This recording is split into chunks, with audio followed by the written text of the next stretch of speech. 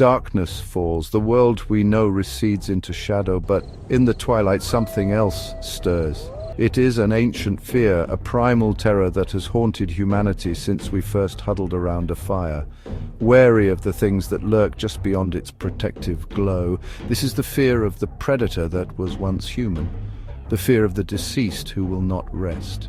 We call it by many names, but one resonates with a particular chilling power: the vampire. This creature, born of folklore and nurtured by our deepest anxieties, represents the ultimate betrayal of the natural order. Life that persists through death, sustained by the very essence of the living. It is a story whispered in every culture, a myth that simply refuses to die. Tonight we journey into that endless night. We will peel back the layers of legend and superstition to confront the unsettling question at its heart. We will listen to the hushed accounts of those who claim to have stood face to face with the undead, their voices trembling with a conviction that defies easy dismissal. These are not just stories from a distant, unenlightened past. They are modern accounts, urban legends, historical records that paint a disturbing picture of something inexplicable. We will weigh their words against the cold, hard lens of scientific inquiry and historical analysis, seeking to understand what fuels this enduring belief. Our investigation will take us from the fog-shrouded cemeteries of London to the remote villages of Eastern Europe. We will unearth the chilling case files of the 18th century, when official reports documented widespread panic and gruesome exhumations, a thirst for blood, a deathly aversion to sunlight. The journey will be unsettling, filled with shadows and whispers.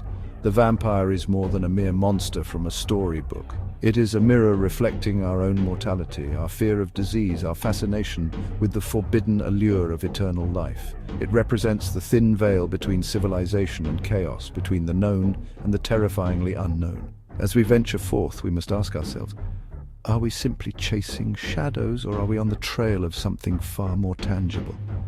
Prepare yourself, for the night is long and its secrets are deep. Long before the suave, caped aristocrat of Victorian fiction, the vampire was far more grotesque and truly terrifying. Ancient Mesopotamia, tales of the Lilitu, demonic spirits that preyed on pregnant women and newborns.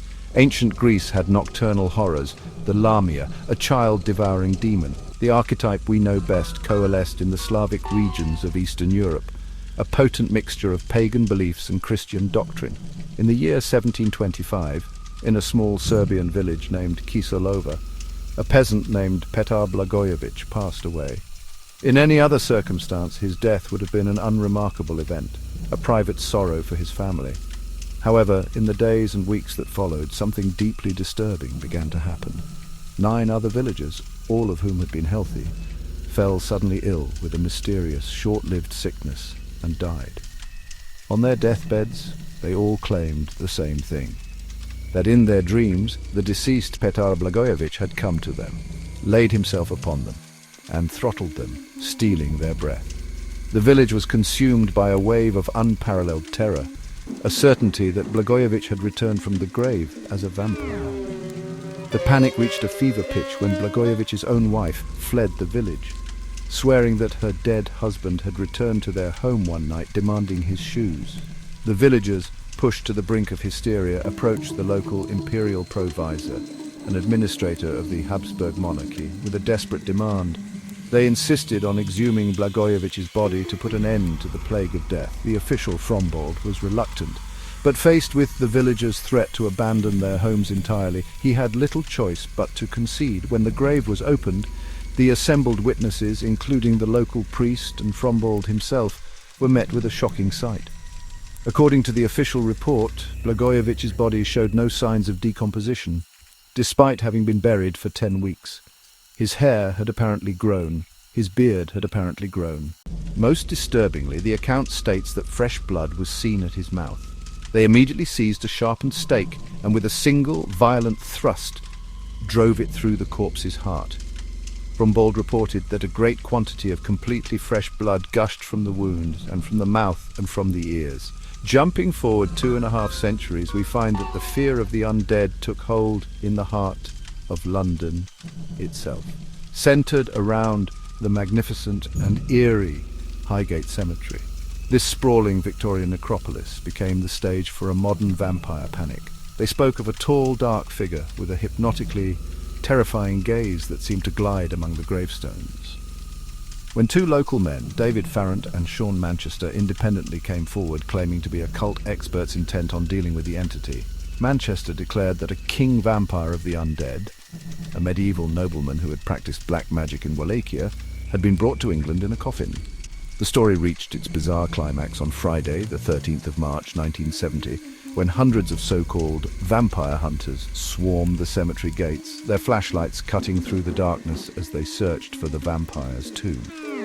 The police had a difficult time controlling the chaos, which resembled a scene from a classic horror film, yet this was happening in contemporary London. While many dismissed the entire episode as mass hysteria, the Highgate vampire has left an indelible mark. It serves as a potent reminder that the vampire myth can re-emerge with terrifying force, even in a modern, supposedly rational society. Following this gruesome act, the villagers burned the body to ashes, and the mysterious deaths in Kisilova ceased. Brombald's report was sent to Vienna and widely circulated, causing a sensation across Europe. For the first time, an educated, official source was describing in sober and factual terms a scene that seemed to confirm the physical existence of vampires. While folklore and eyewitness accounts laid the groundwork, it was the flickering silver screen that truly cemented the vampire's place in the global consciousness. F.A.W. Murnau's 1922 masterpiece, Nosferatu, introduced audiences to Count Orlok. This was no handsome aristocrat. He was skeletal, rat-like with clawed fingers. In 1931, Universal released Dracula, starring Bela Lugosi. Lugosi's portrayal was a watershed moment. His Dracula was hypnotic, aristocratic, and dangerously seductive. Formal evening wear, elegant cape, exotic accent. He transformed the vampire from a shambling ghoul into a figure of dark romance and tragic allure, a predator who preyed on desire as much as fear. Hammer Films gave us Christopher Lee's Dracula, taller, more physically imposing, overtly violent, bringing visceral fear and crimson blood to the screen. The Lost Boys made vampires a rebellious gang of teenage bikers. Interview with the Vampire explored existential angst and loneliness. The vampire became a protagonist, a tragic anti-hero we were invited to understand. In the 21st century, franchises like Twilight reimagined vampires as sparkling, romantic paragons of self-control. Their monstrous nature was almost entirely sublimated into forbidden teenage love. This shift shows the incredible malleability of the vampire myth. It can be a vessel for our fears of disease and death, a symbol of aristocratic decay, an icon of youthful rebellion, or a metaphor for eternal passionate love. Hollywood didn't create the vampire, but it gave it 1,000 faces, ensuring its immortality in our collective imagination and constantly feeding the narrative back into popular belief. As compelling as the folklore may be, science demands evidence. Could there be a rational medical explanation? One of the most frequently cited theories centers on a group of rare genetic blood disorders known as the porphyrias. In 1985, biochemist David Dolphin proposed a fascinating link. Certain forms of porphyria result in a deficiency of heme. Heme is a critical component of hemoglobin, the protein that carries oxygen in the blood. This deficiency leads to a buildup of molecules called porphyrins, which can have devastating effects on the body. Porphyrins are photosensitive and they react to light. Sunlight exposure can trigger severe, disfiguring blisters and lesions on the skin. This would push someone to become nocturnal. Porphyrin buildup can stain teeth a reddish-brown color. Porphyrins can cause the gums to recede, making teeth appear longer, like fangs. Skin often becomes unusually pale from anemia due to lack of functional hemoglobin. Another medical theory offers a behavioral explanation for vampirism: rabies. This viral disease, transmitted primarily through the bite of an infected animal, attacks the central nervous system. Dr. Juan Gomez Alonso, a neurologist from Spain, published a detailed hypothesis in 1998 arguing that rabies symptoms align with vampire legends.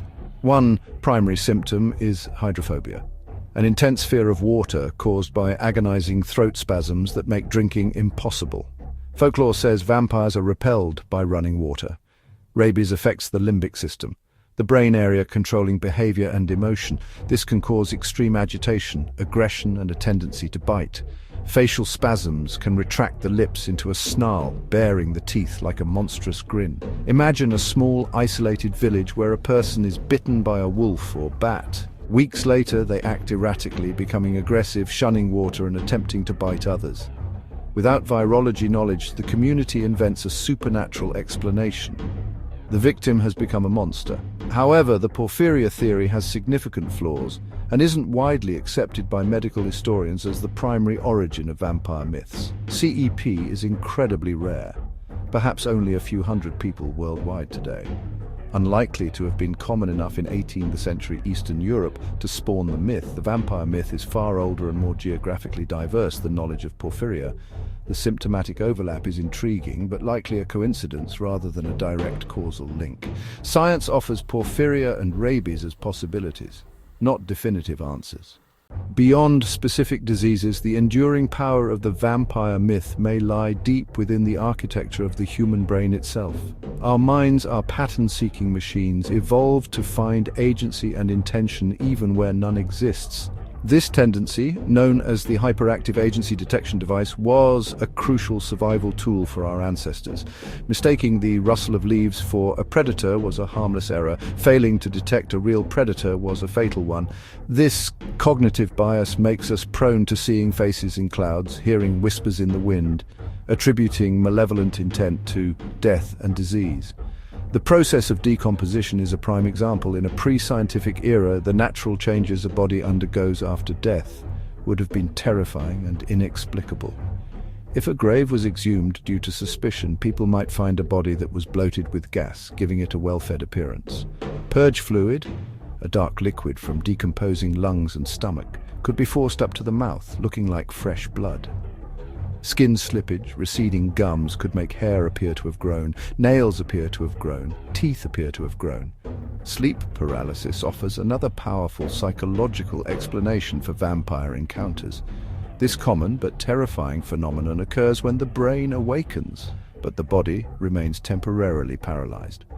During an episode, individuals are fully conscious but unable to move or speak, often accompanied by a crushing pressure on the chest and vivid, terrifying hallucinations of a malevolent presence in the room. An intruder, a demon, a night hag sitting on them. This experience perfectly matches the classic description of a vampire attack, a victim lying helpless in bed while a supernatural entity drains their life force. Historians view the great vampire panics of the 18th century not as encounters with literal monsters, but as a complex social and cultural phenomenon. This period was a time of immense change and anxiety in Eastern Europe. The region was a volatile frontier between empires. Traditional folk beliefs were clashing with the encroaching forces of enlightenment, rationalism, and bureaucratic control.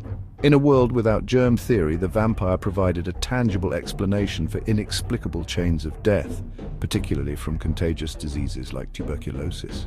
The act of exhuming and killing the vampire was a powerful community ritual, a way for people to feel they were taking decisive action against an invisible, deadly threat. From a historical perspective, the vampire is not a physical being, but a cultural narrative that adapts to the anxieties of its time.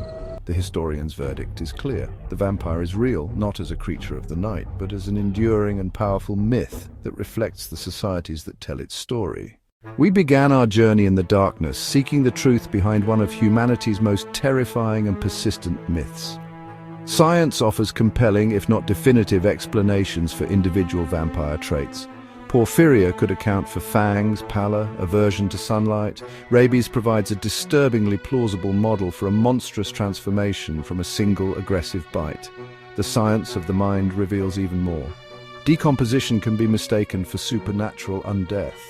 Sleep paralysis can create convincing hallucinations of nocturnal assault. Psychology and sociology show the vampire is a necessary monster, a scapegoat for disease, a symbol for the outsider, and a vessel for our collective anxieties. So, do vampires exist? The answer, according to all rational inquiry, is no.